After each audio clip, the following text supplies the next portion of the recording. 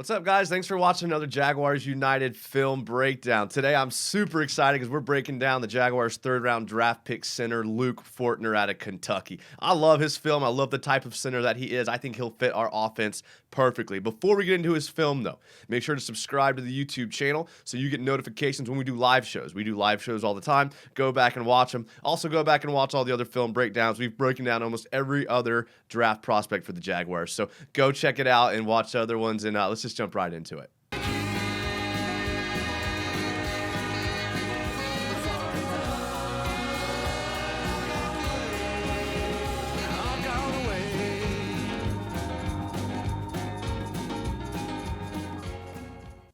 So before we get into the film on Fortner, a couple of things I want to mention is at 6'4", 307, great size for an interior offensive lineman, especially a center in today's NFL. He was the first pick in the third round by the Jaguars, played guard in 2020, and then played center in 2021. Not only did he play center, but he won first team All-SEC award for that position. So that's real impressive. Even more impressive to me, in 2020, he was named to the All-States Good Work team for the good works he did in the community. I love that. I love high character guys. Everyone that talks about him says he's a high character guy. He's a leader. He's intelligent. He makes pass protection calls to the line of scrimmage. He's good in run blocking and pass protection. Can kind of do it all. Some of my favorite things about him is like when he gets his hands on you, like you're done. Like he's gonna block you. He's gonna finish blocks. He's gonna drive you into the ground. Really good at scan protection, meaning in pass block, like at center. A lot of times you're looking for stunting tackles or stunting ends and things like that. And he finds them. He's good combo blocker. He can block one guy, D lineman, then he can move on to the next level and find a linebacker to block. Really important when you run inside zone, and I know that's one thing within the RPO that Doug Peterson's gonna want to do is run a lot of inside zone, and Kentucky kind of did a similar thing with Will Levis in that offense. Liam Cohen, the offensive coordinator, comes from that Sean McVay tree, so he kind of has experience doing it already. He's good at finding work as center. He can find something to do. A good seal blocker. He can drive defenders any direction that he wants. Real strong with his hands, real strong with his feet. It's just really hard to convey how consistent he is, play in and play out. Like we're gonna show some videos here, but he did this thing time and time again. So this is nothing special about what he does because he was consistent at doing this every single game. Had a great game against Georgia, had a great game against Florida, great game against Missouri. So going to be a really good asset to the Jaguars team for sure. But don't take my word for it. Let's jump right into the film. So here you're going to see an example of him not only being able to move big interior defensive linemen, but also his intelligence to recognize pre-snap movement from the defensive tackle. So if we take a look at him here, he's playing his usual center. And Kentucky's coming out in an ace formation with a tight end, two tight to the left, and one tight to the right. Okay, so this kind of leads Georgia to believe they're probably going to be running something, either play action to the outside or running up the middle. Either way, they have to be ready for all parts of the field to be covered. So watch him. You're going to see they're going to align in their odd man front, Georgia, with three linemen. And initially, Fortner seems to be uncovered, meaning there's no one immediately over him. But watch what happens at the snap here. He's going to get Jordan Davis in his face, and he's just going to use his power to throw him to the ground. Now, on this play, Jordan Davis is one of the best defensive tackles in college football last year. Got drafted in the first round. Big, strong guy, kind of the cornerstone of that Georgia front. And you see Fortner here just throw him to the ground. You know, he uses leverage, he uses his lower body strength, and he's able just to completely seal off that whole side. Watch what Georgia does here. So pre-snap, Jordan Davis is not initially going to be his responsibility, right? So initially pre-snap, he's here. He's going to kind of come downhill here. So he has to recognize him after the snap, even though he knows the play is designed to get the ball to the outside here. He's still going to ultimately be responsible for this big nose tackle here. So he's going to do it. He's going to recognize it. Good use of the hands there. Pushes him to the ground, takes him out of the play. That's a pancake. Those are the ones that go on your highlight reel right there. Here's going to be another running play where you're going to see him use his feet to kind of make the block here, right? So he's lined up here again, as always, at center here. Let's circle him here at center. And what's going to happen is the play is going to be designed for a kick out block, a pull this direction, right? So we see Iowa's lined up in their odd man front, 1, 2, 3. You got a guy here in the 3 technique, a guy here out in the 5 technique. So he knows since he's uncovered, he's going to be able to kick out and make a block here. So he's going to have to find a defender to block, either going to be linebacker A or linebacker B. Let's take a look at what happens here. He's going to kick out, finds the man, gets the run there. Look, when you can pull as a center, one of the things I talked about in the introduction is how he's able to go from snap to block really quickly, right? So that's what he does really well. Snaps it and gets going. Nice short choppy steps, finds his assignment, finds the block. I mean, that's all you can ask for in this situation.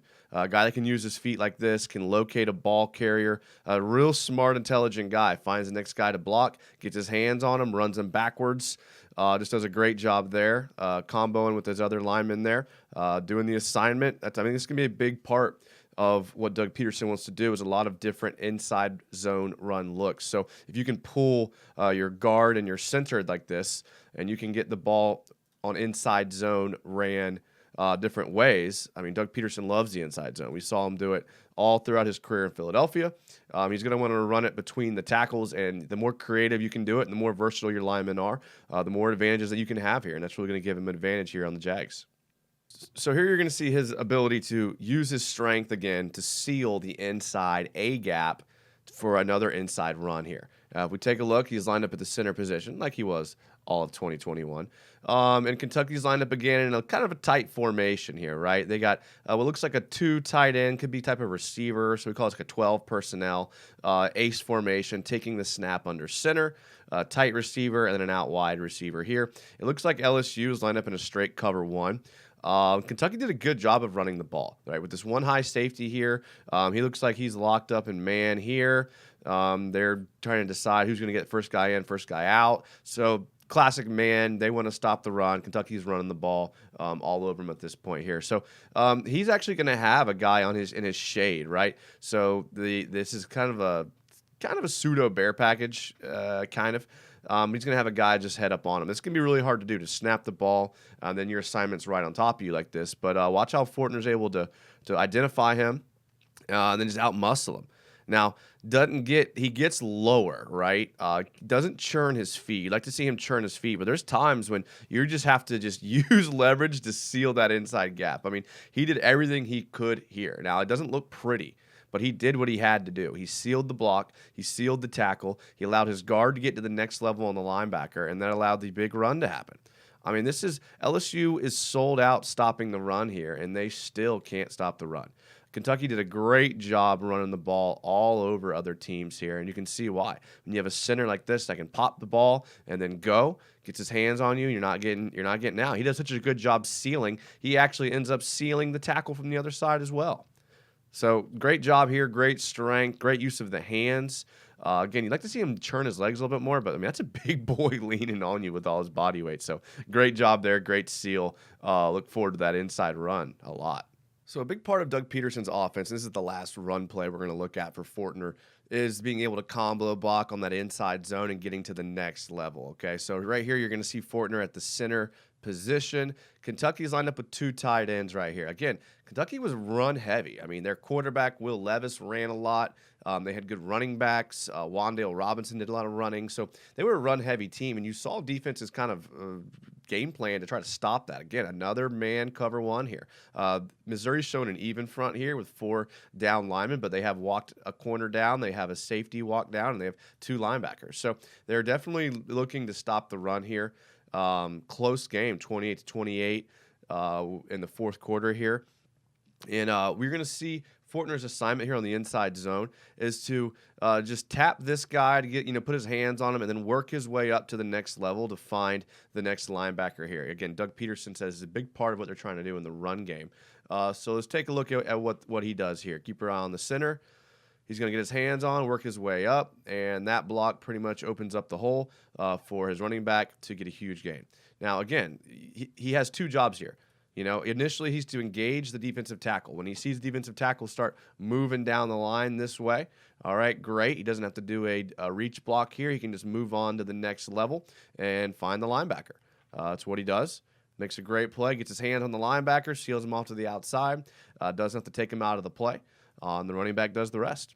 Again, these combo blocks are massive, especially coming from the center position. Your interior offensive linemen have to be able to combo block when you're running inside zone like this.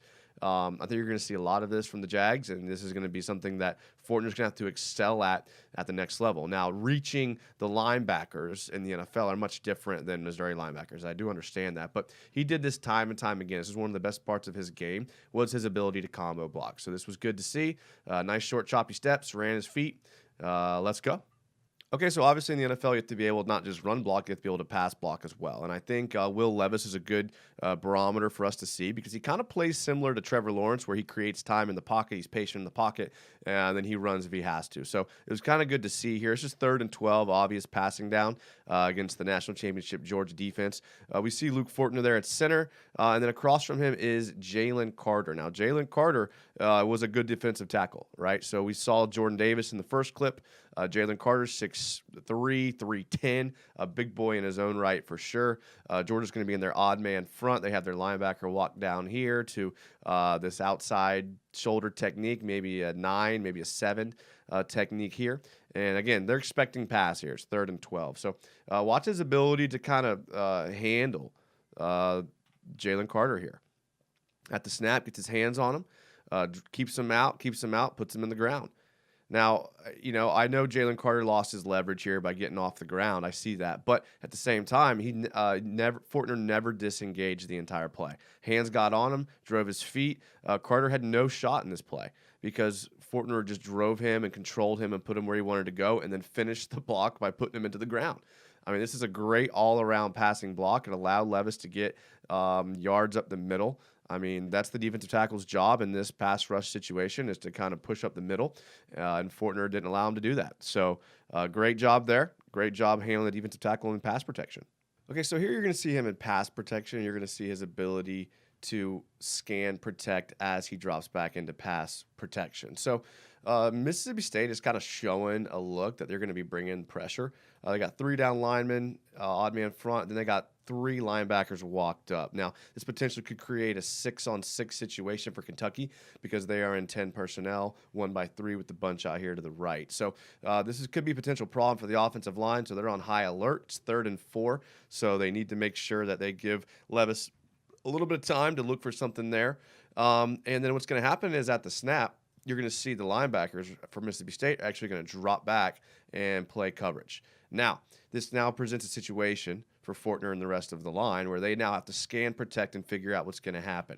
Mississippi State's going to run a little stunt here, right? They're trying to create some pressure with only 3.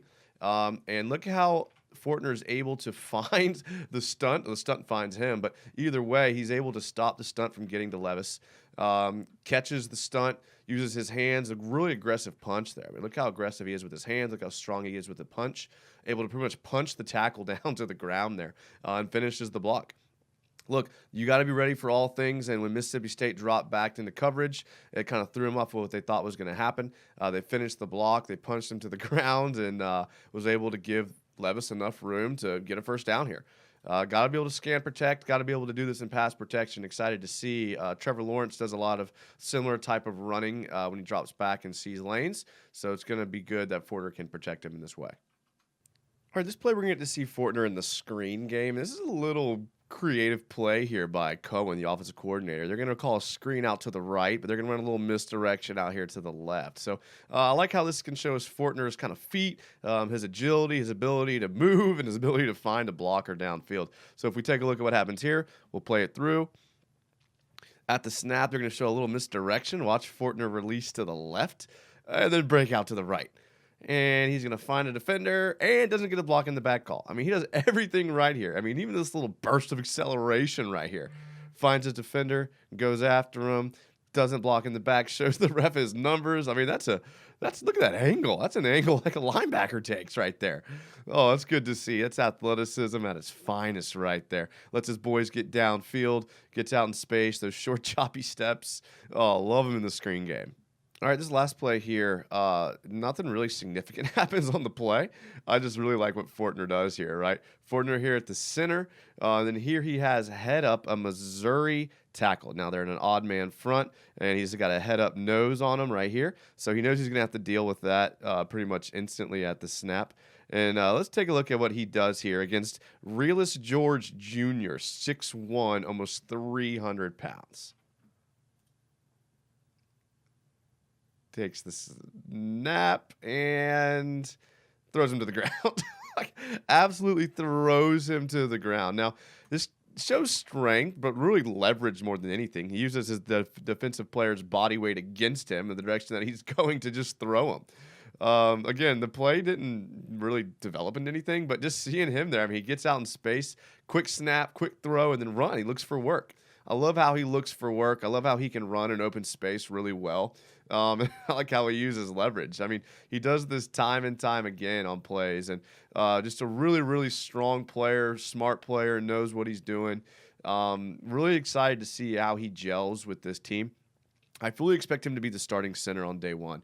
I know some other people like Shatley and McDermott have taken snaps at center, but I really think he's going to win the job. I mean, he's going to take a little bit of adjustment curve to get used to the speed and strength of the NFL, but I don't think it'll take as long as people think or as other linemen because of his intelligence and his play style and his technique. So I think he's going to be a great asset to this team. I think him and Trevor Lawrence will develop a good little bond, and they'll be a good little 1-2 tandem.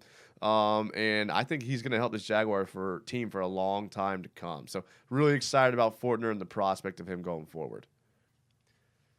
All right, guys, thanks for watching another Jaguars United film breakdown. I hope you enjoyed it. Let me know what you think in the comments. Let me know what you think Luke Fortner will do on this team throughout this year and in the future. Don't forget to subscribe to the YouTube channel, follow the Instagram, follow the Twitter, all of that other stuff, and we'll see you on the next one.